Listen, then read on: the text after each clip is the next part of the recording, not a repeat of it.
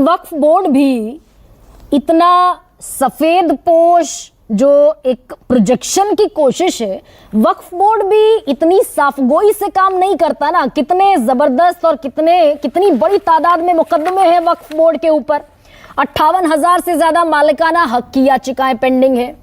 तकरीबन 13,000 केस अलग राज्यों में वक्फ बोर्ड में पेंडिंग है। 18,000 से ज्यादा केस वक्फ की ट्रिब्यूनल में पेंडिंग है और तकरीबन 200 केस हाई कोर्ट और सुप्रीम कोर्ट में पेंडिंग है। जिन लोगों ने ये दाखिल किए हैं मुकदमे की हमारी जमीन वक्फ बोर्ड ने हथिया ली।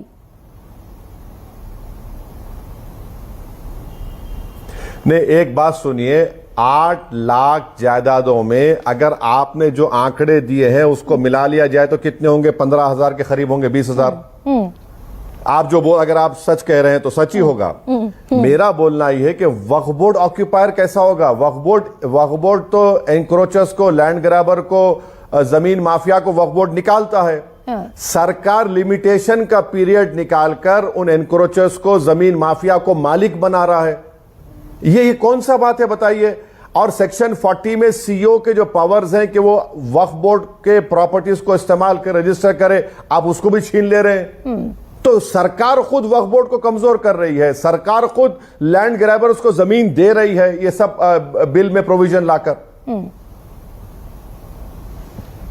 लैंड ग्रैबर्स को जमीन दे रही है।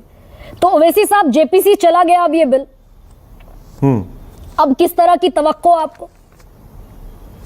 हाँ,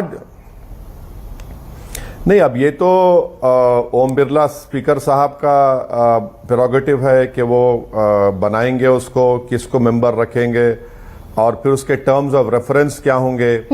क्योंकि बिल के ऊपर पहली मर्तबा जेपीसी बनने जा रहा है, मुझे लगता है, जहां तक मुझे याद है।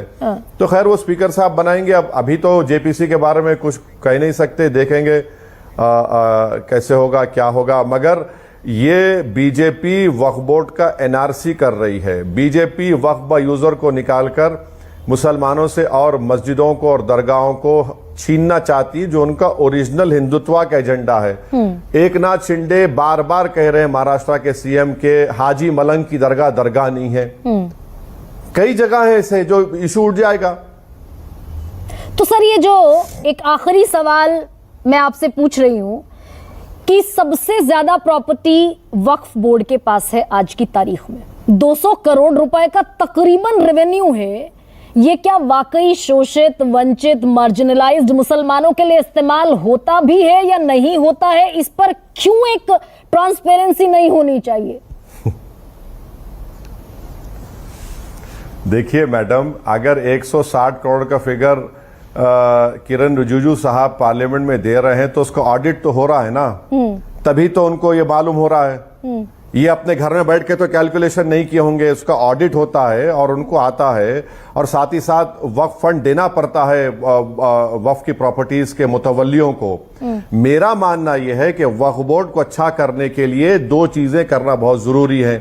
एक ये कि हिंदू एंडोमेंट बोर्ड की तरह समरी इविक्शन पावर्स वक्फ बोर्ड को मिलने चाहिए ताकि एंक्रोचर्स को निकाल सके। दूसरा, सरकारों को, चाहे केंद्र सरकार हो या प्रदेश की सरकार हो, उनको एक फंड दीजिए वक्फ बोर्ड को कि जो प्रॉपर्टीज को डेवलप करके उसके रेवेन्यू में इजाफा किया जा सके। मैं चैलेंज कर रहा हूं कि नरेंद्र मोदी देश को बता दें कि 10 साल में सेंट्रल वक्फ काउंसिल जो उसमें उन्होंने कितने वक्फ प्रॉपर्टीज को डेवलप किया सरकार के पैसों से और कितना रेवेन्यू में इजाफा हुआ, बताएं हमको।